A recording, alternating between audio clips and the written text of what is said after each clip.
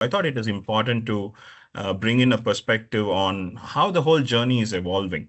As maintenance managers, the key desire is plant availability. I mean, you want to ensure you have better margins that you're committing to your, board, and ultimately the workforce enablement, which includes both safety of the workforce as well as the skills enhancement. Right. In order for you to achieve this, what are the actions and the activities that you kind of take on in your day-to-day life, right? So that is determining the whole process of smart maintenance.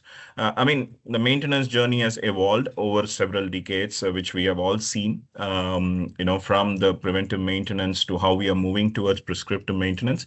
But it is defined by these three key pillars of availability, margin, and the workforce enablement.